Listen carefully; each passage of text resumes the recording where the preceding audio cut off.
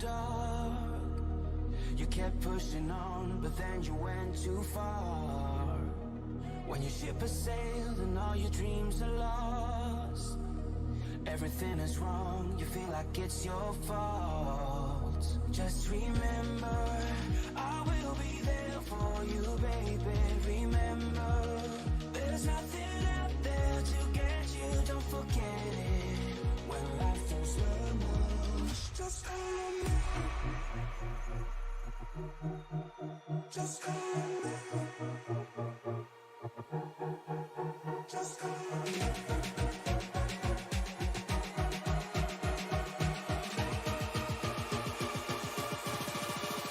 Just call me.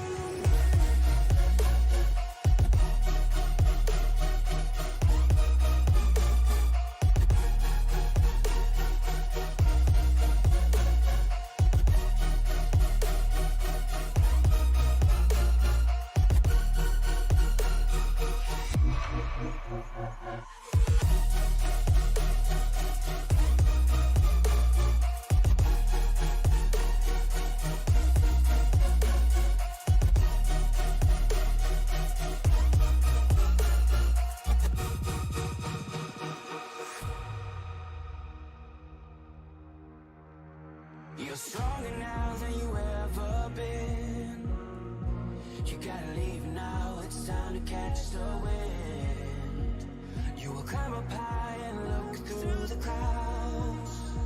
And when you're feeling low, I know you'll bounce back. Oh, and just remember, I will be there for you, baby. Remember, there's nothing out there to get you, don't forget it. When life throws lemons, just call me. Just call me. Just call me.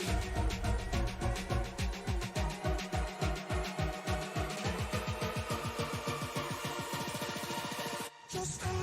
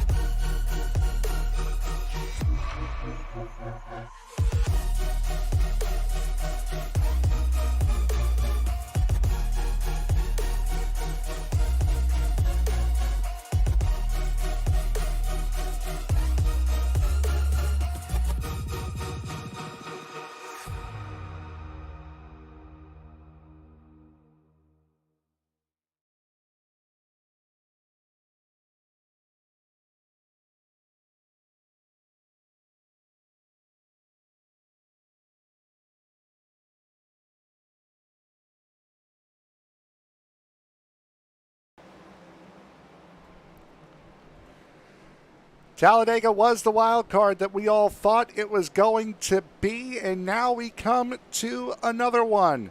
Back in the next-gen cars here at the Homestead-Miami Speedway for the WJM 150 here for the SCL Winston Cup Series. Good evening, everybody. My name is Frank Marchese. Thank you very much for making us a part of your evening. Alongside me, my broadcast partner, Zach Woods. And Zach, it was a very good race last week at Talladega. The Gen 6 car made it seemingly a little bit more difficult to pass than I'm sure the drivers would have liked. But here, you have many different ways to pass.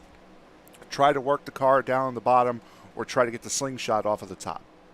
Yeah, Frank, we are going to be in for a good one here at Homestead because these drivers now are back in the cars that many of them voice they want to drive, and they are at a racetrack that is, in my opinion, one of the better ovals to race on the iRacing service because you can pass anywhere. You can make any line work. The personality of a driver comes out with track car combos like this. You're going to see some guys really hug the fence, and they're super comfortable up there. And then you're going to see the patient fellows who are down there straddling that white line who want to make that long run speed work. It's all going to pan out in what is a shorter race for us tonight, Frank, but shorter race doesn't necessarily mean a lack of action. No, absolutely not. It is going to be 75 laps here tonight at Homestead-Miami Speedway. Usually around these mile-and-a-half racetracks, they'll do 100, cutting off 25 laps. Not all that bad a decision. It's that just means we're going to get more action throughout this race because it is shorter. You have less time to get up through the field. You also have less time to recover from mistakes. Absolutely. Drivers are going to have to manage how urgent they want to be early on. But instead of waiting for that point in the race where drivers normally wind up going, Frank, if you waited that long, you've waited too long. It's the end of the race. But for these drivers tonight, they're going to have to manage pit road entry and exit this evening on what is not the most difficult of pit road entries, but still certainly challenging no matter where we go on the iRacing service. So plenty of opportunities for drivers to have setbacks tonight, and with a shorter race distance, you cannot afford a penalty.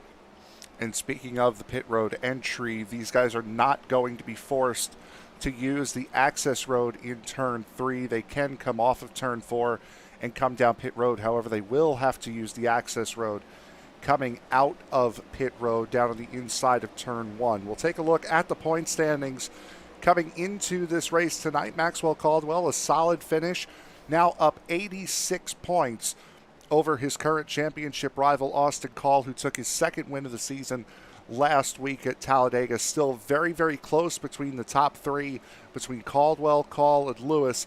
A lot of things can change. This championship is still very much up for grabs.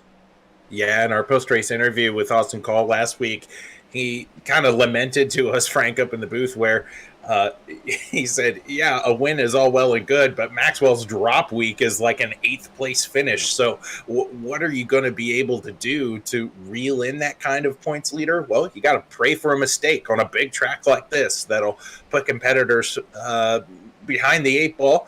And I think there is a perfect storm, a perfect situation for Maxwell Caldwell to really mess up and then not have enough time to make it up. This could be a big opportunity for drivers chasing that 94 machine.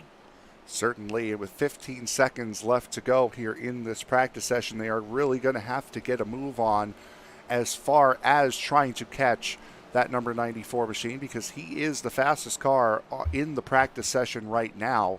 So certainly not a good omen for these guys going into qualifying, seeing that the championship leader is the fastest driver on track. Yeah, but, short run speed is one thing at Homestead, but to be able to manage your tires the longer the run goes is going to be something that I think we're going to be able to see at work tonight with this field. Let's say that. There will certainly be comers and goers this evening. The real question will be, can that 94 Chevrolet manage his speed throughout the run? Here's a guy, Frank, that I'm going to have my eye on this evening. Chris Myers has had a strong number 24 Garza Law Firm Chevrolet over these last few weeks, but the question is, can he put one together? Can he show that speed from start to finish? I'm looking at him tonight to kind of be a dark horse this evening. Chris Myers right now 12th place in points coming into tonight's action, a good couple of races behind. So Chris Myers at the moment not had the season, I'm sure, that he has been wanting to have.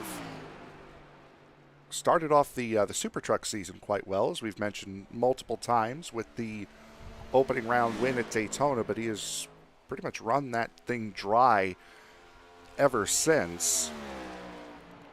As we'll see what he's going to do here on his first lap of qualifying, taking that inside line, letting it bleed out, coming off of the corner, and Chris Myers will come across the line. First lap for him will be a 33.67. Compare that to Trevor Dalton, who put down a 33.34 on his first lap.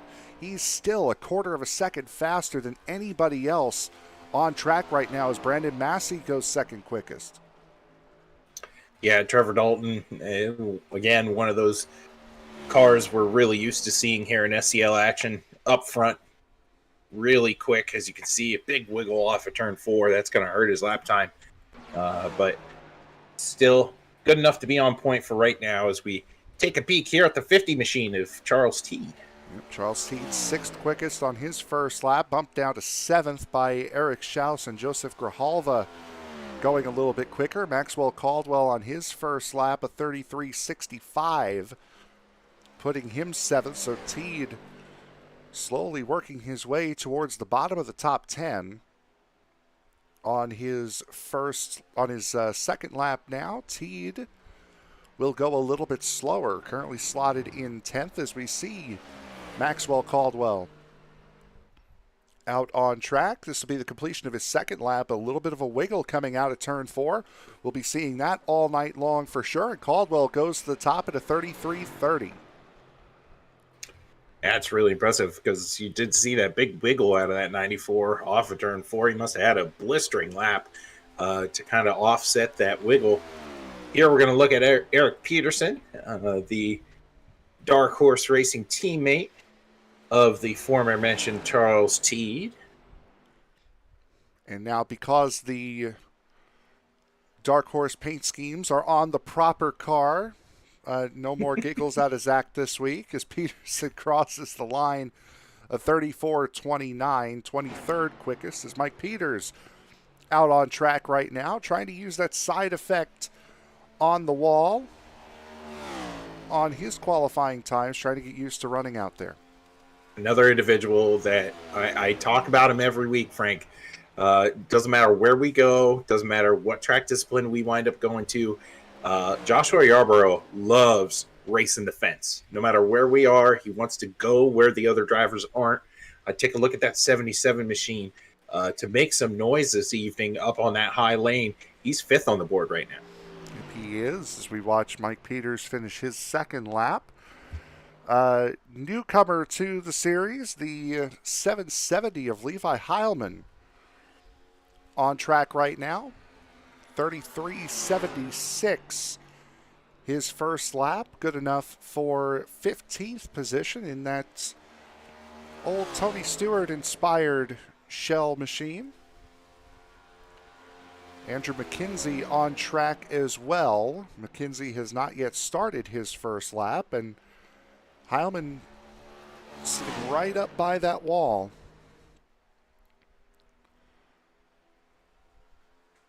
And he will cross the line with 15 seconds to go. Heilman will not go faster on his second lap. McKenzie will not get this lap in. So qualifying is over. Maxwell Caldwell takes the win. Well, takes the pole here in this qualifying session. And with that, we will go to the grid here for tonight's WJM 150. Here from the Homestead-Miami Speedway, Maxwell Caldwell with a time of 33.296 sets the pole. Trevor Dalton will line up to his outside in row number 1. Eric Schaus and Justin Lewis will make up row 2, with Joshua Yarborough and Joseph Grijalva in row 3. Michael Accord and Brandon Massey will make up row 4, with Adam Lowe and Chris Myers set to take off from row number 5. Charles Teed and Klaus Williams will make up row number 6, with Todd Merkel and Chris Vanderplatz in row number 7. 15th and 16th feature Levi Heilman and Austin Cole. The 17th is Darrell Redford. Alongside him is Lee Campbell in position 18. AJ Hobson in the 19th position, with Derek Gilray rounding out your top 20. Tyler Rudge and Chris Fake. I know we were going to reach out to him last week. I think we're going to go with Fafke. That's kind of... Fafke. All right. I'll try to remember. Mike Peters in 23rd, with Eric Peterson here in 24th. 25th is Ryan Farrell, with Matthew McMeekin starting beside him. Steven Johnson and the formerly mentioned Andrew McKenzie in 28th. And then 29th, David Hanna, Mark Rodigan, and the 31st machine is Anthony Monroe. So that will be how this field will line up here tonight. We'll take a look at the weather conditions here for today's race, just past 1 o'clock p.m. in sim time. 78-degree ambient temperature, but if you look down at the bottom of that graphic, 126-degree track temperature with an 8-mile-an-hour wind. This is going to be quite a race if you are not used to or do not like a free handling race car. Yeah, absolutely. And so these drivers that are already tempting fate, right, by running the fence, you might want to double think that before we get rolling tonight, because this is not a pristine condition for you to go out there and do that tonight. You're going to have to really mind the elements and get the car underneath you, get used to how it handles, and then start to tempt fate the longer the run wears on. Still have a couple of guys, including the drivers sitting on the first two rows on the inside. Maxwell Caldwell and Eric Schaus still yet to jump on in. Charles Teed, Austin Call, last week's winner. Steven Johnson, Andrew McKenzie further towards the back.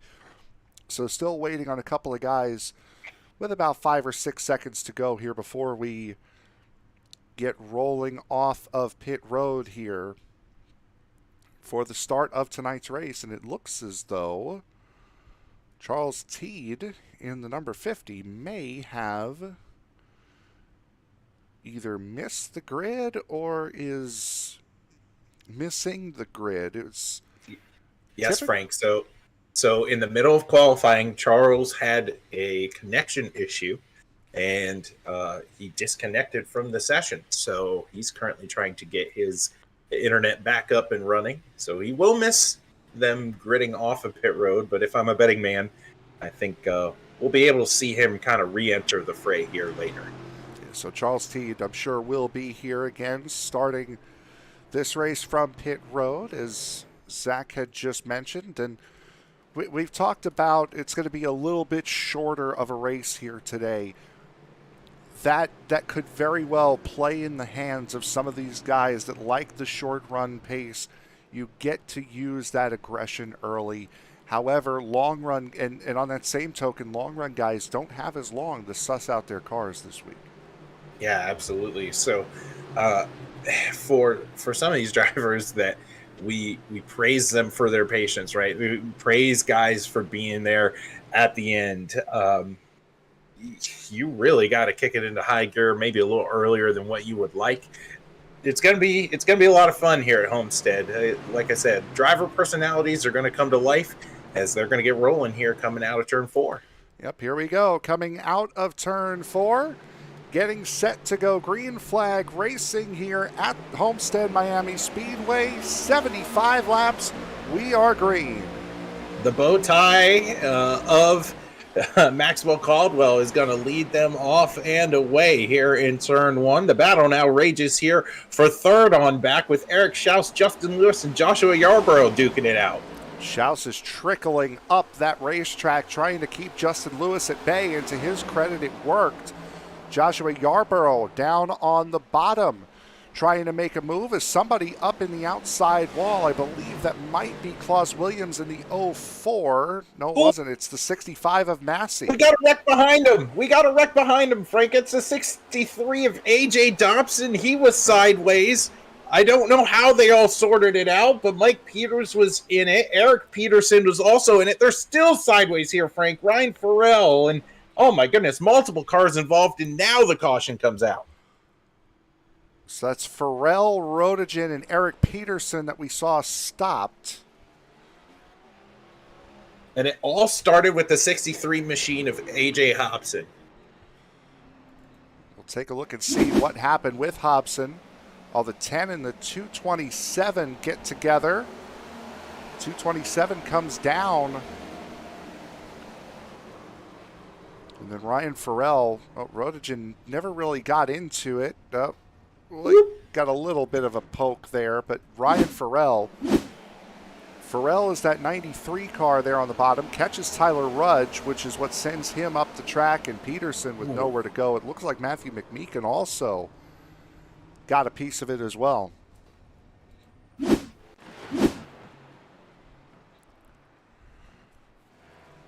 that's just a case of two drivers going for the same piece of real estate and it affecting an innocent bystander. Nothing AJ Hobson could have done, right? He was riding his line, and he got tagged. Ultimately, a multi-car incident here early here at Homestead. And lucky boy, Charles T gets his early caution that he needed to get back on the lead lap. So after connection issues forcing him to miss the grid, starting from pit road, Charles Teed will not see that really affect him all that much, as he is back on the lead lap and rolling. Brandon Massey was one of the cars up at the front that caught the outside wall. Chris Fathke, Matthew McMeekin, see the right front of that car. Caught a little piece of that incident as well. And of course, Peterson, Farrell. There's Farrell in pit road.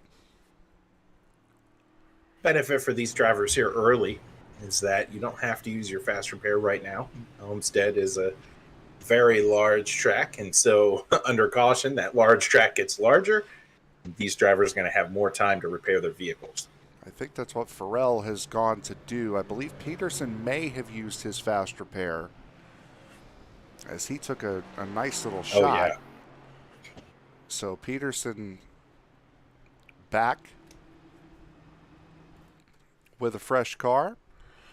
So we should be getting the one to go here. And we will be getting the one to go. Well, the front row didn't change, Frank, but they didn't have a whole lot of time to change. So we're going to stack them up again and get them going. The big winner here, at least in the first half dozen, is Joshua Yarborough. He's +2 from where he started. We documented how Eric Schaus didn't exactly get the best of restarts, but he's hanging tough in there. Just a few other names to mention. Just on the fringe of the top 10, Todd Merkel +4 from where he started, and Levi Heilman up +5 from where he started. He's sitting in 10th. See that shell machine up on the outside of row 5 here for this restart. So Heilman, a very good opening lap to his SCL career. As we get set to go back to green flag racing, going to be lap 6 of 75 here from Homestead. Once we get this race rolling again, Joshua Yarborough and Eric Schaus, second row. Third row, we'll see Justin Lewis and Joseph Grijalva. Pace car is off. We are rolling once again here from Homestead. Caldwell, being the control car here, gets a great jump out in front of Trevor Dalton. He will sail down into turn 1 using whatever line he wants. The battle is now for second with Yarborough, but surprisingly enough, on the low line making some moves.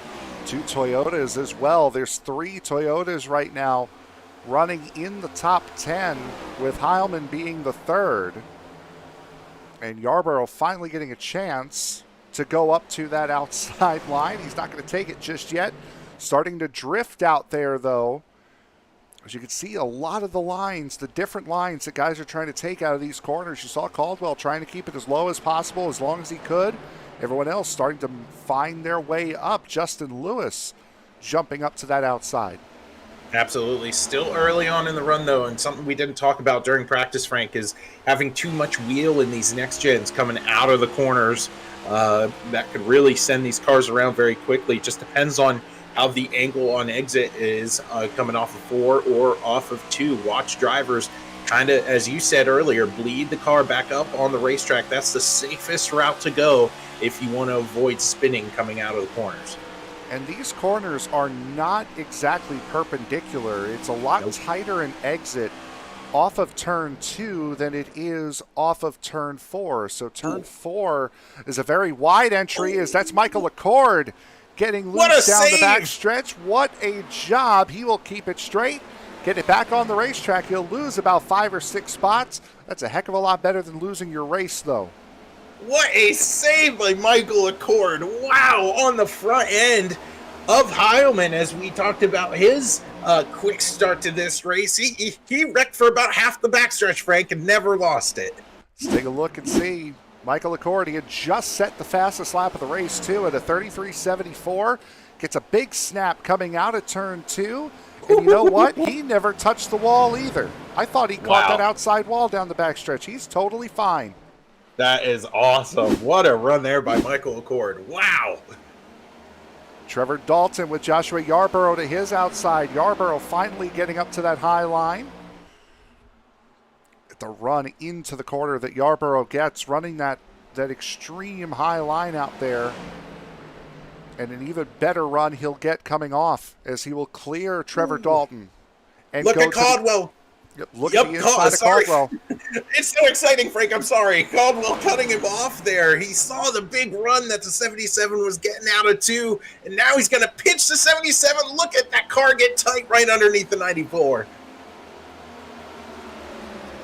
Yarborough is on the preferred line around here, especially if you want to save tires. But it's not the fastest line. The fastest line certainly around here is the outside line. You just saw Yarborough use it to full effect a lap ago. Yeah, and then not just tires, Frank, but fuel, right? So Yep. Being on the outside, you're burning a lot more gas being all the way out there. Great job here by Yarborough, keeping it right down on that yellow line. Wow. And why do we say that it does sound a little bit backwards from what you would think? Being on the inside line, you're turning the car more, so wouldn't that hurt the right front tire more? Well, being on the inside line also means you're rolling the car more, not putting too much strain on that right front tire as compared to the outside, so you tend to save it if you're on the bottom. Yeah, and what a race we got going on here for the lead. A couple guys going at it right now. Look at Justin Lewis peeking back there. He wants a piece of this action. Lewis has been hanging around there in that 07. Some side-by-side racing just outside the top 10. Chris Vanderplat's looking to the inside of Levi Heilman. Michael Accord trying to recover from his earlier mistake. Austin, oh, there he goes again. He caught the wall that time. They're all scattering to get around him, and that looks like everybody's going to find their way around. I see Tyler Rudge peeking. He thought the better of it. Good situational awareness there by Rudge. No need to go 3 wide here on lap 14. Riding on board with Michael Accord right now. And that right there just goes to show, watch the run that he's going to get off of the corner if he can keep it straight. See Peters there on the bottom. And just right up to the back of the 18. Now, you're not going to have the corner entry that the guys on the bottom will, but that high speed that you're going to be able to carry coming off the corner is why that outside line works so well here. Yeah, and you're going to see later on in this race, drivers just be really aggressive up there. You have the ability to pinch guys down on that bottom line. Right now, they're playing nice, Frank. There's a lot of space in between these drivers. Later on in this contest, that's not going to be the case. Take a look at Joseph Grijalva finding himself a very nice little place right now. He's kind of in no man's land. It's about a half a second behind Eric Schaus and about a second and a quarter ahead of Todd Merkel. So Joseph Grijalva in that 47 is in a very enviable spot. Granted, it's not the lead, but he doesn't really have much to worry about where he is right now. Yeah, and that is definitely less stressful sitting right there than per se where Joshua Yarborough or maybe Justin Lewis is, as he gets to see the battle up in front of him for the lead. But his blood pressure is certainly a lot more calm than probably our leaders right now. As you see them running side by side coming off of turn 4, Yarborough on that outside line trying to work his magic on Maxwell Caldwell. Boy, Caldwell right up into that outside lane, forcing Yarborough to completely abandon that run. On the opposite side of the racetrack, we're going to get the same story, right? It's just going to look a little bit different here on exit as drivers have a little bit more space to play with coming out of exit. You saw Yarborough there not get the greatest of run coming out of turn 4, but he's going to try it again here in 1 and 2. Show you what I mean by this track not being necessarily parallel. You can see, look at the run again by Yarborough right into the back of the 94. You could see how nice and gradual corner entry is on that track map in turn 1 and how gradual and nice it is coming out of turn 2. It's a lot sharper coming out, or in turn 4 I should say. It's a lot sharper going on the other end of the racetrack, coming out of turn 2 and into turn 3. It's a lot sharper in entry. Yeah, and those minute details for maybe some of you viewers that are watching right now, you might look at that and go, that doesn't look too different. But for the driver that's inside the sim rig, you can definitely tell, right? Those small differences make up a huge amount of driver strategy throughout the run. As you can see, Justin Lewis making a big move there to get up to second place. Lewis getting to the inside and a successful pass on Joshua Yarborough.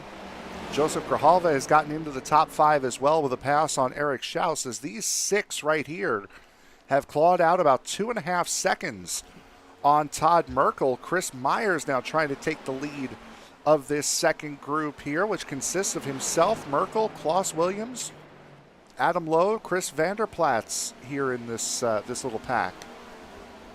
Yeah, and if I'm Merkel right here, I'm not fretting, right? You've been leading this back group here for a little while now.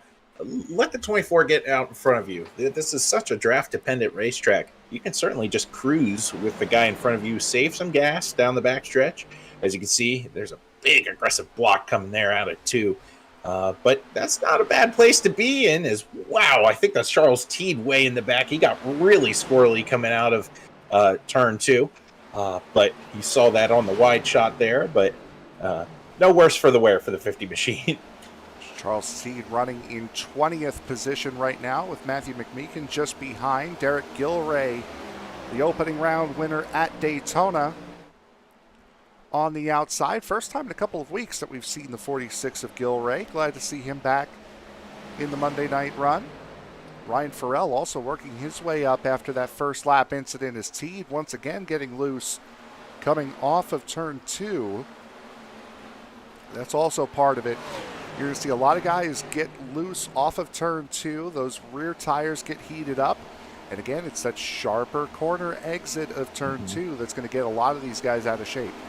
And the thing is, Frank, when you mess that up once, you are so likely to mess it up again. Because as you see, the leader there gets sideways. Caldwell sideways coming out of 2. That's going to take laps to recover from, right? You heat up those tires on a squirrely move like that out of exit, and it just doesn't feel right for the next lap or so. Yep, it's that time, that waiting time of, all right, come on back, tires. It's okay. And then you try to build your confidence up, and you push it a little bit harder and a little bit harder and a little bit harder each lap. And Caldwell with a great save there, his first real bit of trouble here today. Now that gives Justin Lewis a 0.4 of a second lead as Trevor Dalton knocking on the door. And that 47 of Joseph Grijalva, he might not be the fastest car on track. That would go to the race leader, but he's certainly in the top couple of as far as pace around this place. Oh, the guys sitting back there and third, fourth, and fifth, they are looking forward and they see that 94 car and they go, he's human, we can actually get him. As the 94 for the first time in a long time he's not the picture of perfection that we've come to expect of him out here onto the racetrack. He's certainly struggling right now here on lap 25. Joshua Yarborough starting to fall off of this group. We saw him running that high line earlier on, really pushing, trying to get up to the race lead. He's fallen a second off of the top 5. He's still a good 3 seconds away from Chris Myers as Todd Merkel continuing to battle, trying to keep from losing a spot to Adam Lowe here in the 52. Not all that successfully. A big wiggle there from Lowe as well, as now Mike Peters looking to the inside, trying to get around that number 2. Yeah, and the free fall continues. I'm sure it feels that way for Todd Merkel, but can't compound mistakes here. You just got to get back into the groove, find where your car works for you right now, and be able to make the best of a out of a waning situation. I wouldn't call it bad right now. I wish my bad situations were 12th place in a lobby of 31 drivers, but Merkel's hanging in there right now. Anthony Monroe is done for the day, completed 12 laps in the number 82. He then pulled it off, so one retirement out of the 31 drivers as Todd Merkel in the middle of three wide now, really falling back.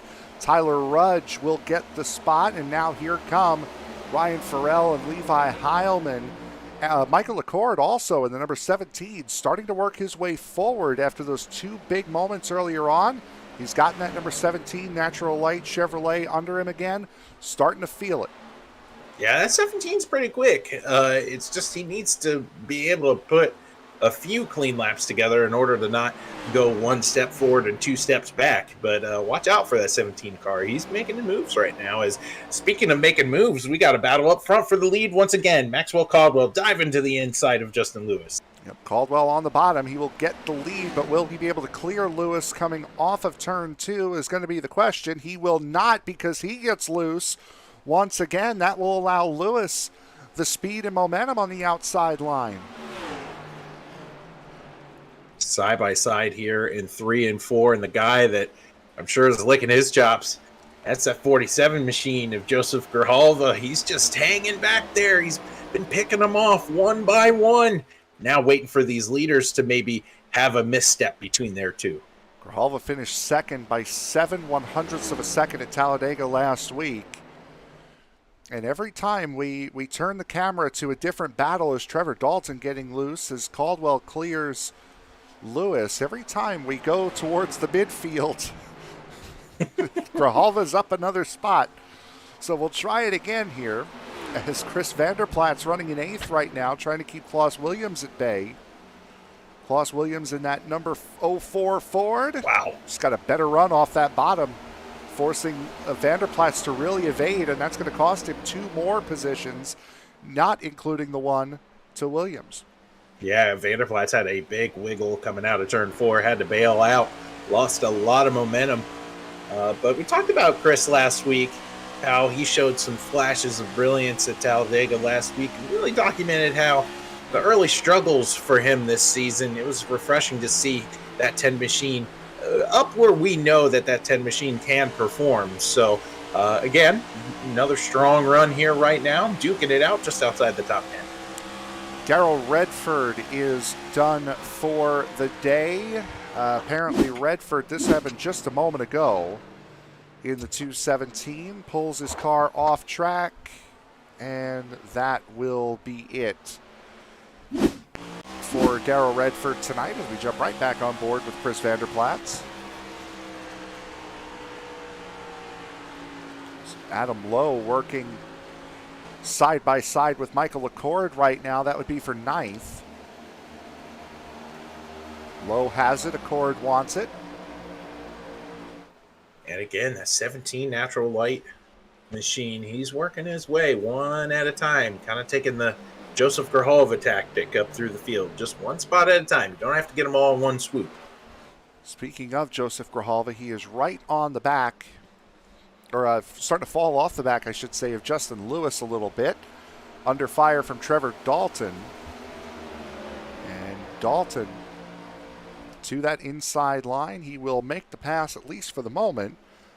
Hasn't made it stick, but Grijalva really leaning on that right side door of Trevor Dalton, trying to keep from losing that spot. And unfortunately, well, he's starting to make up a little bit of ground after coming off that outside line, but he appears to be prolonging the inevitable here. Yeah, and this is the part of the run, Frank, where we talked about comers and goers, where you're going to have drivers that were really strong in the beginning part of the run, kind of collect it, and start to, well, struggle now. They collected all their gains in the beginning part of the run, and now they're going to slowly start losing them. I take a look at a guy like Joshua Yarborough, who still riding that top line. I wish my bad days were 6th place, but he's far, far off of the leaders right now. He's definitely in no man's land. There's nobody else in no man's land quite like Joshua right now, but it might be happening here to Joseph Grijalva as well, where you've spent the car too early, and now you're paying for it. Yarborough has fallen about 5 seconds off of where he was up in the race lead, but he has not lost any ground to Klaus Williams. That gap is still about 3 seconds, as Williams now the leader of this second group as he's slowly picked his way up through the field. Another big wiggle there for Michael Accord. That'll open up the door for Ryan Farrell to look to the inside. Big dive here by Farrell, trying to make it stick. Will that 17 be able to fight on that high line without wiggling? Sure enough, Farrell gets a spot.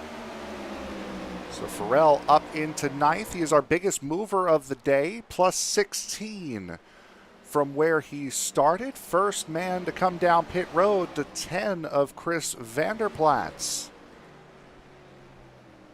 And he will stop in his box. That's a very nice pit box that he has. No one in front of him to pit. Yeah, in the last 2 weeks, Frank, we've seen drama on pit road. Yep. So certainly can be an issue here. So having a box that's clear out in front of you is a big perk. And of course, drivers here in iRacing, they don't get to pick their pit stalls. They're in accordance to where they qualify. So the deck kind of spat out a fortunate hand here for Chris Vanderplatz. Michael Accord looking to the outside of Chris Myers and taking that position. Adam Lowe forced to defend on the outside from Mike Peters and will do just that. Now Lowe looking to the inside of Chris Myers as Lowe continues his charge back up towards where he qualified. He qualified in 9th. He's down in 11th right now. Very good corner entry for him, and also a good one for Mike Peters. They almost swamped Chris Myers going into turn 1, and Myers might lose 2 spots here. The farther back you go into the pack, the worse your car handles, right? We have not really talked about how aero-tight these things get the later on in the run when you're back behind somebody. The big tactic is to just be a lane or half a lane off of the driver in front of you. You don't want to be driving into their wake in the corner, or the car just won't turn. So these drivers have to fight for whatever real estate they can find here. You see that? Just a half a car length off will make that car rotate the corner a little bit better. But he's struggling right now. Yep, Chris Myers has heated up those rear tires, and again, the track temperature not doing these guys any favors. Well, actually, you know what? It certainly is doing these guys favors. That was at 128 degrees when this race started about 25 minutes ago. As Chris Myers, that's Heilman into the outside wall. Wow. Everyone keeps it straight. How, Frank? How? They all kept it straight. This is crazy, the saves that we're seeing tonight. Let's try to take a look and see here. Looks like Mike Peters is going to be the one here. Oh, he got hit by Call.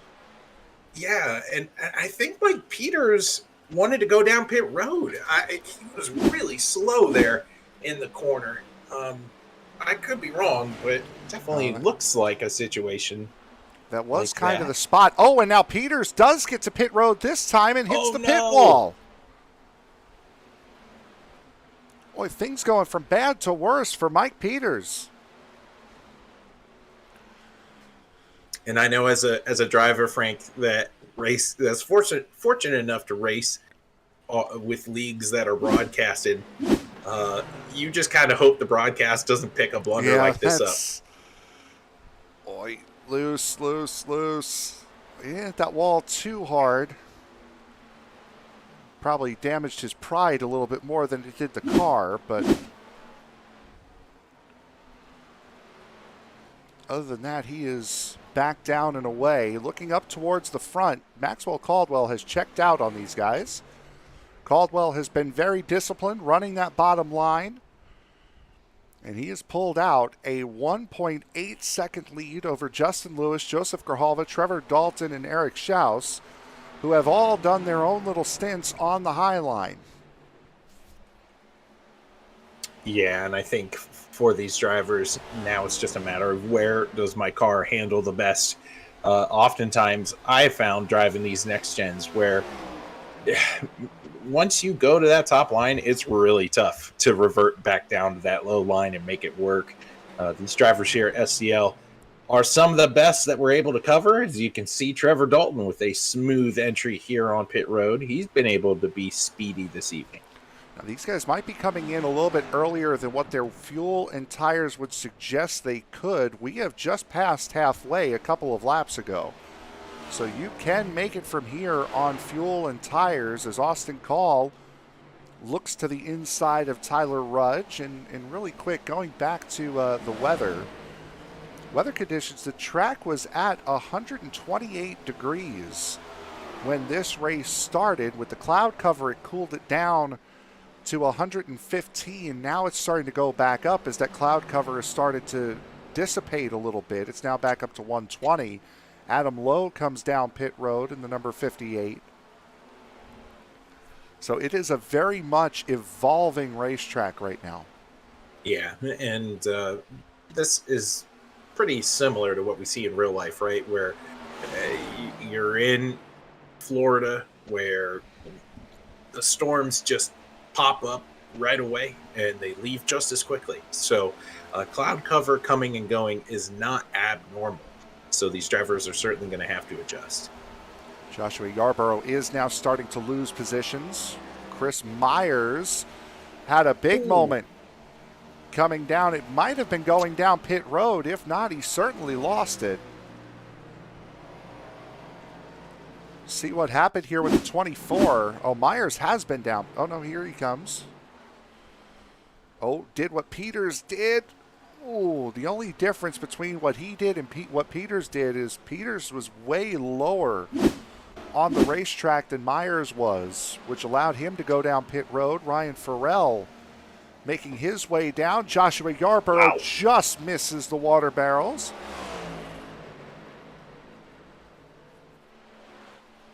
I'm curious to know, Frank, maybe you know, because I certainly don't, when it comes to when you are locked in going onto pit road here at Homestead. It's because the yellow cones, which are right there, so it's inside the pit wall. Okay. As Maxwell Caldwell comes down pit road, that will hand the lead of the race over to Justin Lewis in the 07.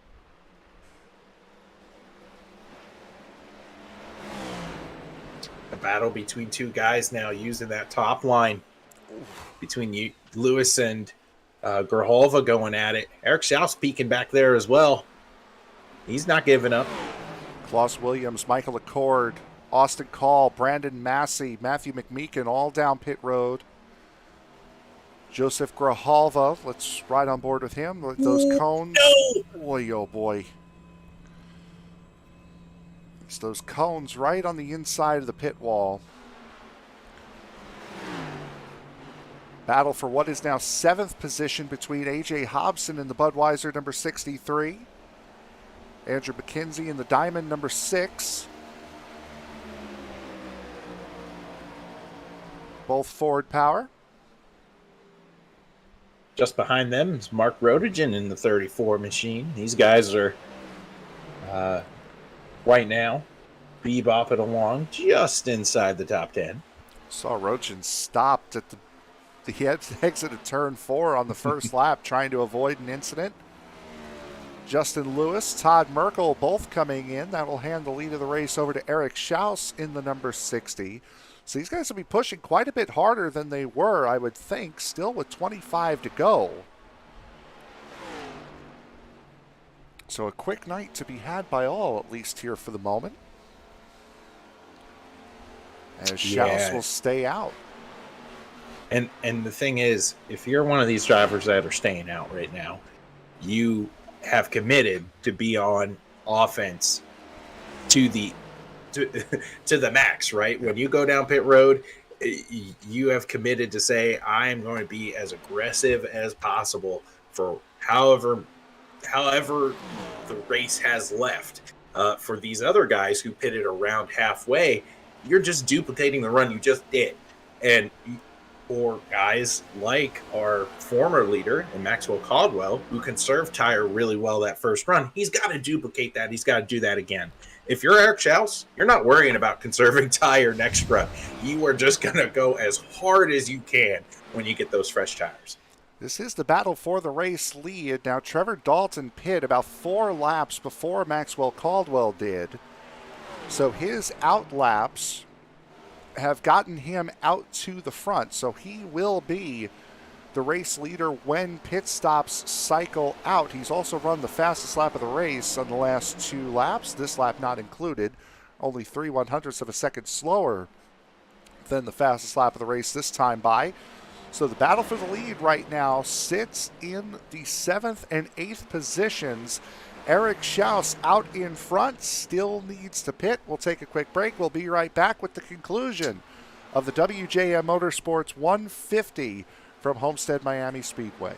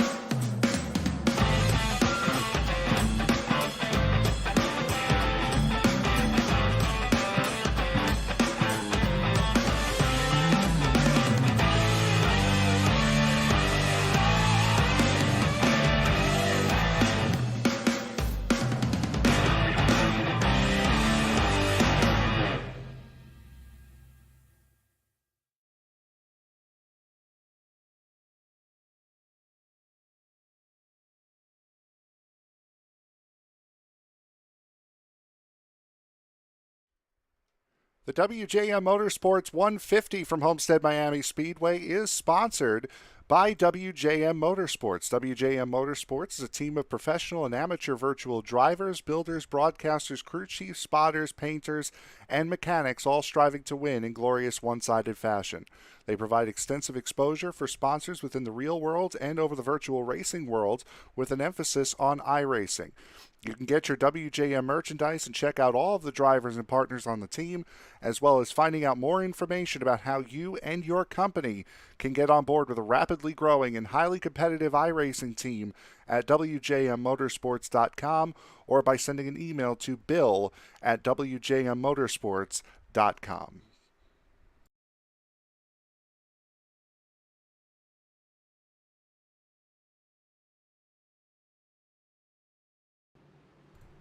Back here at the Homestead-Miami Speedway, and as you saw during break, there was a caution that came out. Justin Lewis and Eric Peterson coming off of turn 2. Peterson gets loose into the side of Lewis, just our second caution of the night.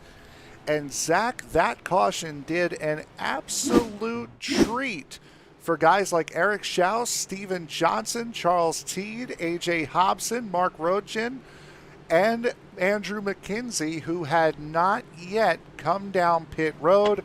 They've cycled out to the front of this field. Absolutely, Frank. We're going to have a treat now because you have drivers that are hungry up front. The guys that we've documented tonight, Frank, they were battling for 13th through 16th on the grid tonight, duking it out, going at it. Now they're up front. Now they have a chance to go out there and strut their stuff out here with the big boys. Look at Charles Teed. He had a great qualifying run, missed the start due to connection issues, and now he's sitting pretty at 4th place. Yep, he was a guy who started this race, unwillingly started this race on pit road. He's now up at the front, but this put a lot of guys, Joseph Grijalva, Joseph Grijalva, Joshua Yarborough, Chris Vanderplatz, Michael Accord, Austin Call in a very precarious spot because they were still a lap down when that caution came out. So in order to get back on the lead lap, they could not pit under this caution with the rest of the leaders. They need another quick yellow to come out so they can get on the same tires and have a shot as we get set to go here. 15 laps to go. Eric Schaus, your race leader.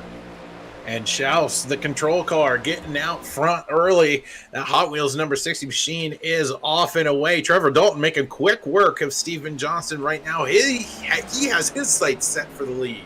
Trevor Dalton has been incredibly quick here all night long, going right for it here, and he needs to, because look on the outside there in the middle of your picture.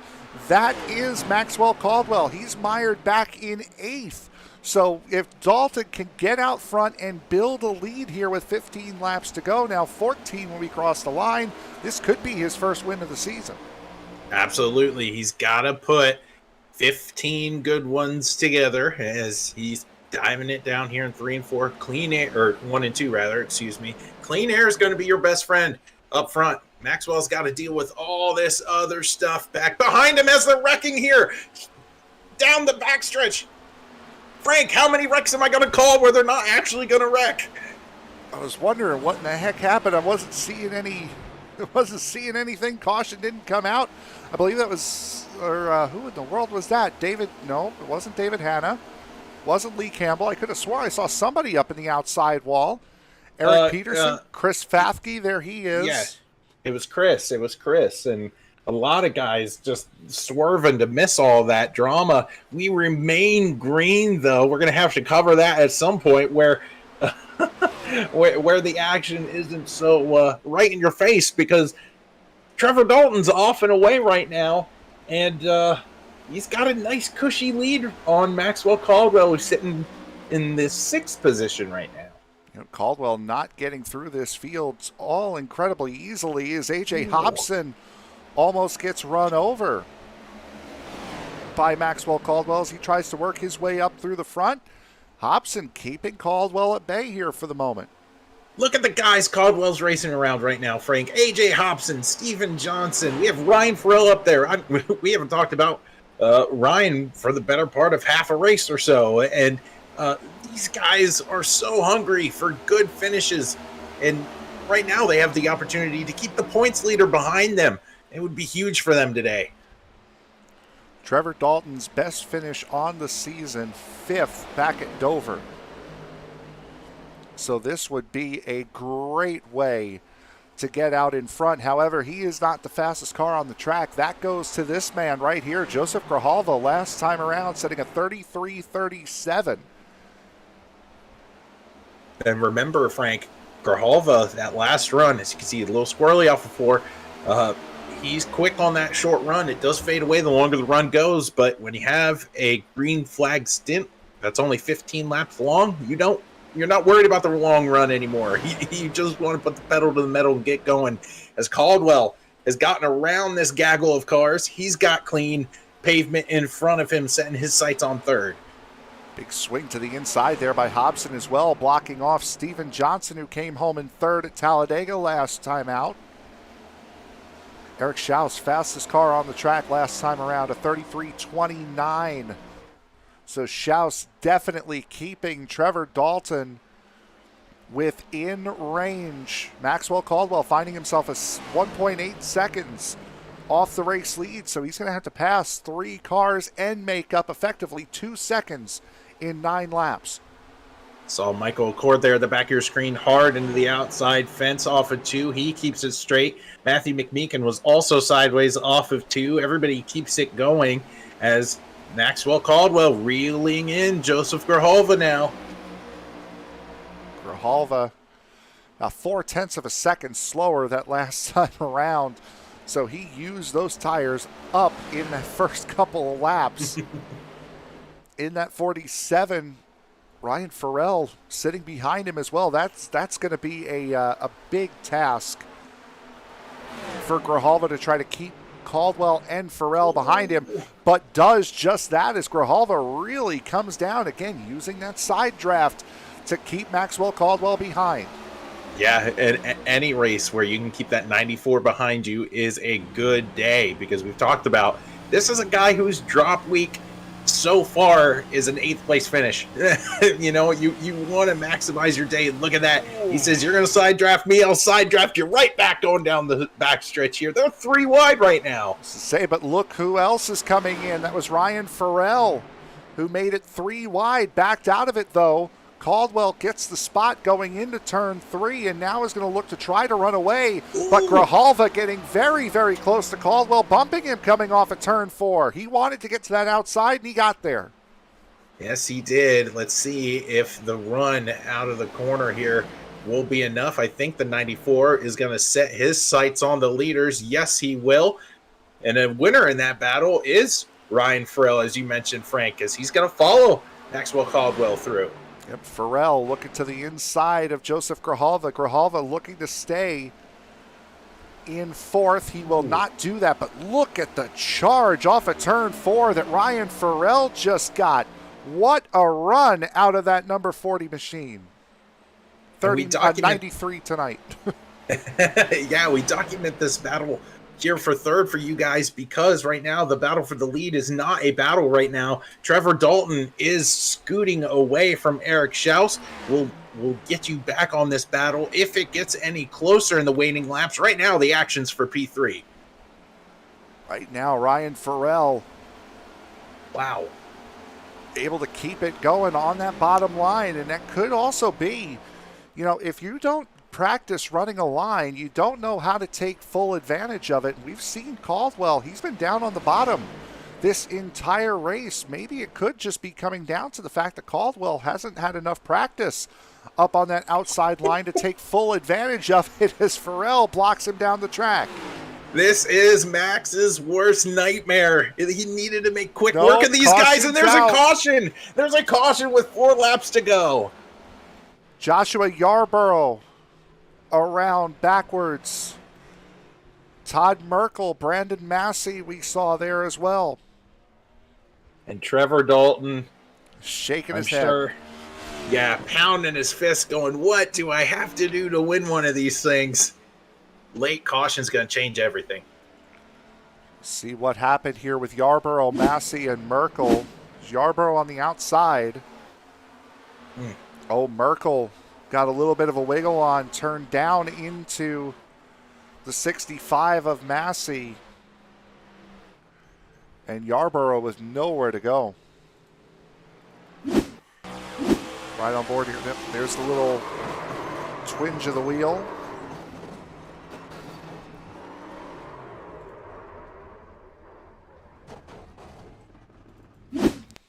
From Brandon Massey.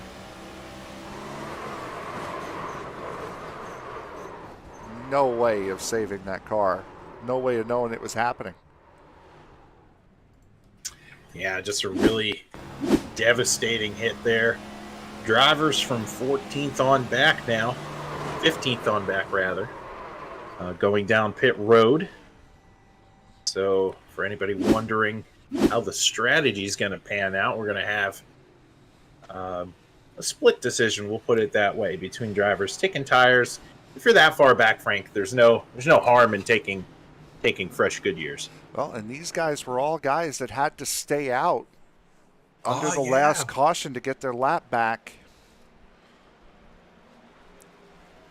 So these guys were begging for this opportunity. I'm sure they were begging for more time with this opportunity, but they got what they needed. So it'll be Trevor Dalton, Eric Schaus, Maxwell Caldwell, and Ryan Farrell. Your top four. Joseph Grijalva in fifth. Steven Johnson will make up row number 3 with Grijalva.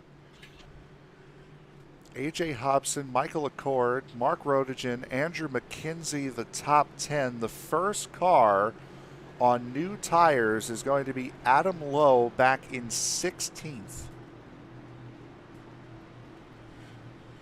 May not have a shot for a win, but he'll certainly get a good look at the top 10. Yeah, absolutely. As we're going to get ready for a green-white checkered, Frank. This league that we do here for SCL's Cup division has one attempt at a green-white checkered. So for anybody that might be new to this particular racing discipline, what you need to know is that when we rack them up here in another lap or so, we're going to be coming around and taking a green flag. And that green flag is great because we're going to see a ton of action, especially from the midfield of this pack. But the battle will rage on here up front, and that's where I'm sure Frank and I are going to focus on quite a bit through what little of the race we have left. Because when these drivers take the white flag, there are only two options. The drivers will be able to cross the start-finish line once again under checkered flag conditions, or there will be a yellow flag. There will be a wreck, and the race will be called at the push of the button when the caution flag is waved. So with this particular league, you get one chance at a green-white checkered. So we'll stack them up. We'll tell them to go. If there's a yellow, it's over. And if it's not, then they get the race back to the line. So going to be in for a treat here. I hope you all got that because I am not having Zach repeat that. Yeah. Please don't. Please don't. That's where we get overtime pay, Frank. So, yeah. Look at the 94 now starting on. It's so hard to move on from that. But Maxwell Caldwell's got it. Write this down because I will not be saying it again. Maxwell Caldwell's got a chance here, Frank, sitting in fourth. Absolutely does. And a control car will be Trevor Dalton starting on the bottom.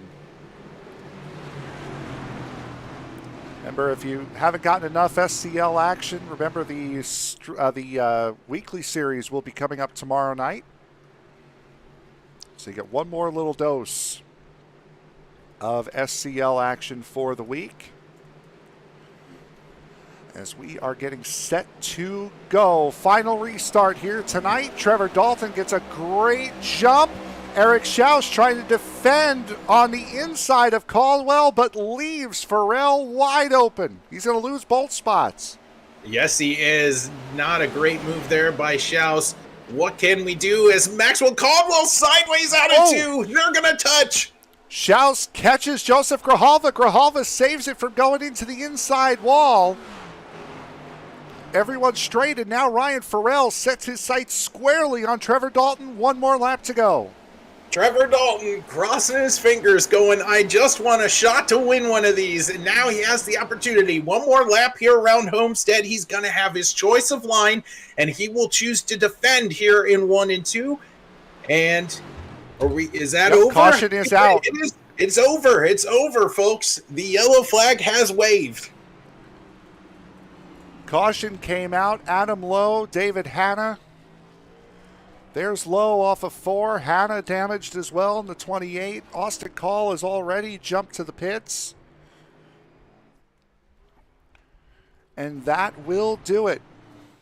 Here tonight at Homestead, just for the second time this year, this race will end under caution. Ryan Farrell does not get his shot. Coming to the line, Trevor Dalton will take his first win of the season. The WJM 150 from Homestead is his. Look at the stories we have to talk about here in the top 5, Frank. This is great. We have Ryan Farrell, who's 23 up from where he started tonight. Steven Johnson, I think we mentioned his name just a couple times here towards the waning moments of this, plus 24 from where he started. He's going to get a podium in P3. Michael Accord, remember that 17 Natural Light Chevrolet we were talking about early on? He was wiggling every opportunity we got to take a look at him. He makes his way up the 4th, and then Maxwell Caldwell shuffles out, let's say, in P5 this evening. Let's take a look and see what happened here. Ryan Farrell coming off the corner. Maxwell Caldwell getting loose on his own. Saw what happened with Eric Schaus. Michael Accord taking immediate advantage. And then coming off of turn 4, there were a couple of incidents there. Ooh. Derek Gilray catching a piece of it. Same thing with Todd Merkel. There's Austin Call's involvement. Austin Call, I believe, or it was Todd Merkel, got hooked.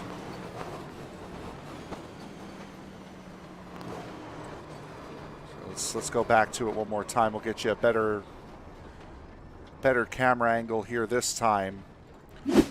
As Mike Peters turns Todd Merkel, and then that just triggered everything else behind it.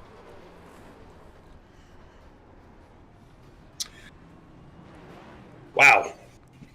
What a way to end this thing, as we saw all kinds of drama here in the last, the last 20 laps or so, Frank. We got to see a little bit of everything. Huge green flag runs. We thought this one was going to go green to the end. It was anything but that. Absolutely. And we'll have a conversation now with our race winner, Zach Woods. You are with Trevor Dalton. Trevor, it's Zach up in the booth. You finally are able to get one of these things here in SCL Cup action. Talk to us about your night here at Homestead. You know, I've sure written the book on how to not be a contender for these races this season.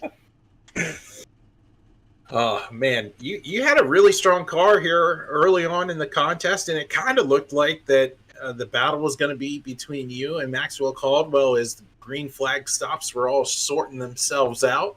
But then the caution came out. What's going through your mind as the script gets flipped and everything goes sideways here towards the end of this thing?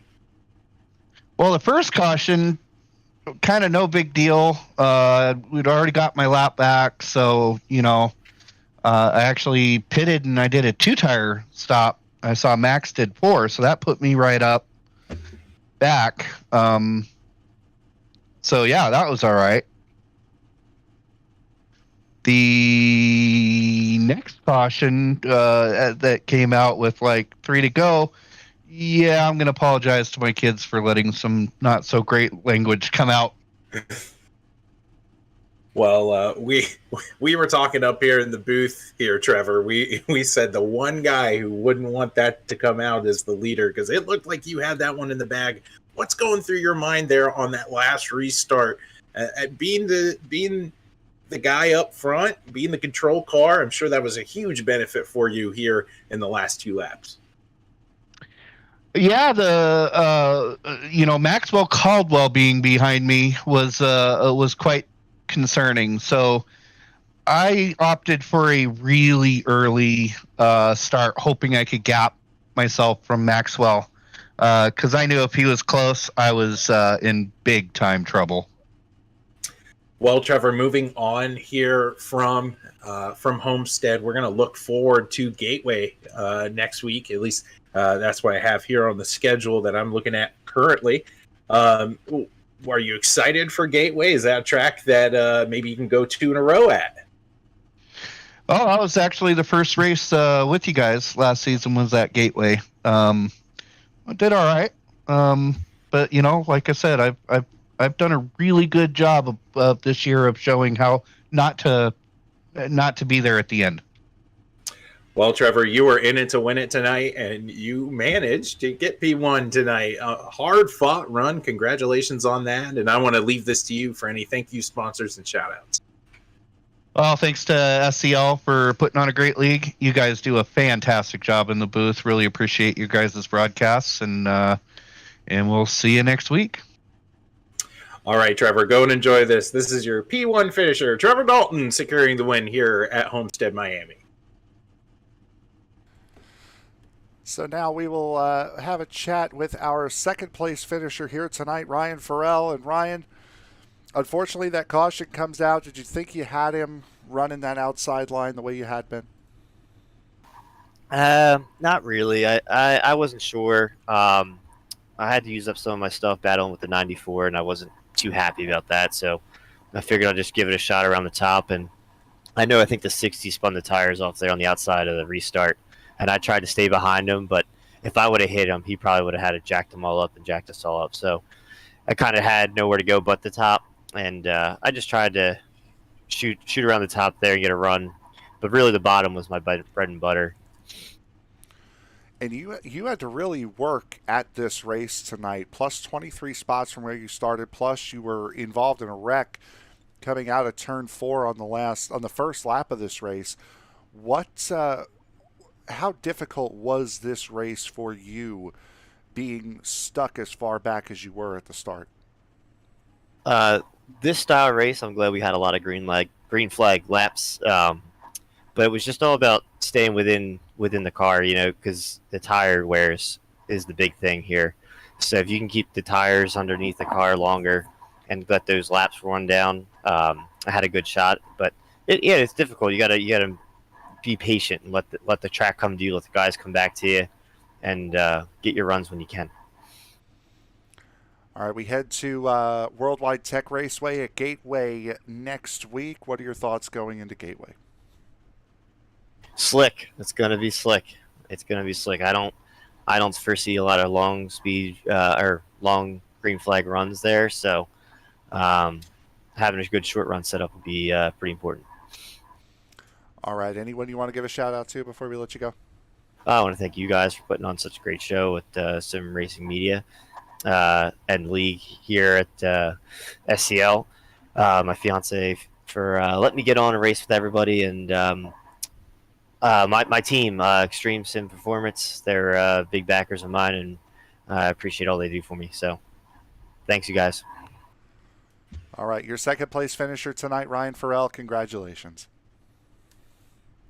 Thanks. See you next week. And that will now leave us to our third place finisher. Zach, you would think plus 23 would be a pretty impressive and definitely work as biggest mover. That is, unless you're Steven Johnson, who went plus 24 for the biggest mover tonight. Zach, you're with him now. Steven, it's Zach here up in the booth. For a guy who wasn't even in Discord this evening, you wound up getting a great night here, finishing P3. Tell us about your thoughts here at Homestead. Yeah, I said the chat. I didn't even have Discord loaded up. That first run before the pit stop, I was just miles behind everybody else, and I just lucked out, staying out, and when the pit cycled back around, I ended up back at the front, and I still was slow. Oh man, so yeah, I was glad I ended up working it out there at the end. I thought I was going to get left for dust doing that short restart. So as that last restart shuffled around, I feel like we talked about you quite a bit with the last 15 laps or so. The whole race kind of getting turned on its head. That was a big game changer for a lot of the guys in the field. What did you feel you had underneath you realistically with the green white checkered opportunity in front of you? Did you feel like you could have done something differently to maybe climb up a couple more spots there on the pylon? Honestly, no. The only place I was able to find any speed was up on the top, and that was still pretty slow compared to some of the laps that everybody else was running. So I just kind of made it up in my mind. I said I'm going to take the high line. I'm going to just put my foot down when we start. Ended up ringing it up there and getting by Caldwell there, and I saw him kind of go down to the inside, and I was like, well, maybe I'm going to do something good here. And then I guess people started wrecking. I didn't really see the replay yet, but it was pretty crazy. Well, you managed to make all the right moves there on that last restart, securing a P3 finish tonight. Looking forward, certainly a much different racing discipline next week at Gateway. You talked about how you tiptoed your way around Homestead. How do you feel about Gateway? I don't know if I'm gonna be any more comfortable at Gateway, honestly. We're just gonna do some practicing this week and see if we can get another a good points finish. That's kind of been the only thing I've been trying to focus on right now. Just making sure I get good points finishes, because a few weeks ago I had like 2 bad weeks of just finishing in the 20s just off of just dumb moves. So been trying to be careful and consistent and get myself up to point. Well, you certainly had a good one here tonight. Are there any thank you sponsors or shout outs you want to give out for your effort here at Homestead? Yeah, I don't have any sponsors, not yet, but thank you guys up in the broadcast booth. Thank you, Frank. Thank you, Zach, for all you guys do. I appreciate getting to go back and watch these replays again. I kind of say that every time, but it's always good to go back and see what happened and have some good commentary along the way. Well, you were certainly a topic of discussion towards the end of this thing tonight. Go and enjoy that P3 finish. You certainly earned it here tonight, earning that podium spot. Thank you, sir.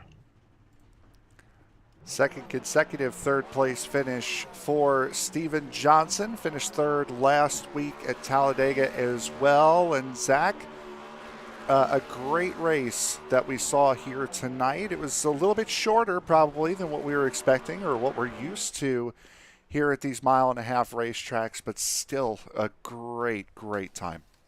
Yeah, and we talked about how at the top of the show, Frank, where it might be shorter in laps, but it certainly won't be shorter in action. And we got to see, again, like we do every week for SCL Cup action, tire strategy panning out towards the end of this thing.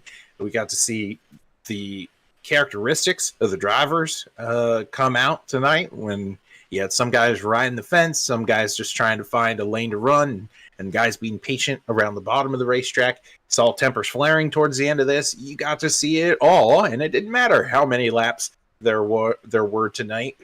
This is a regularly scheduled program as far as SCL goes. Great racing. Absolutely was. And next week at Gateway, I'm sure will be another great race. Last season, I should say, we were treated to an absolutely fantastic race at Worldwide Tech Raceway.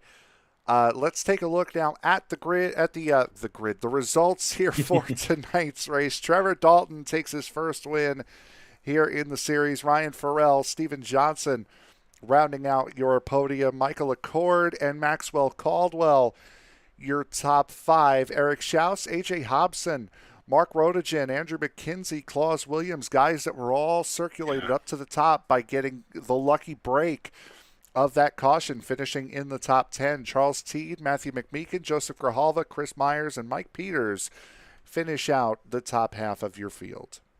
Chris Vanderplatz, Tyler Rudge, and Lee Campbell is 16th through 18th on the grid here this evening. Brandon Massey and Todd Merkel finishing in 20th. Levi Heilman finishing 21st. 22nd, Derek Gilroy. Joshua Yarborough, unfortunate end to his night as he finishes 23rd. 24th, another driver, Frank, we saw up front quite a bit. Justin Lewis finishing pretty far back here in the field, given the speed we saw out of that 07 machine.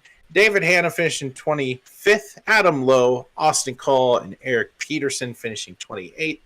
Chris Fafke finishing 29th. Darrell Redford 30th, and Anthony Moore 31st for this evening. And looking back through those results, Peterson, Fathke, Redford, and Monroe not finishing this race here tonight either. So that will do it for us here from the Homestead-Miami Speedway. For my broadcast partner, Zach Woods, I am Frank Marchese. Thank you very much for joining us. We will see you all tomorrow night for the weekly series race coming up tomorrow night, same time, right here on Sim Racing Media. And then be sure to join us again on Monday night as we head to Worldwide Tech Raceway at Gateway, just outside of St. Louis, for round number 10 of this season. Good night, everybody.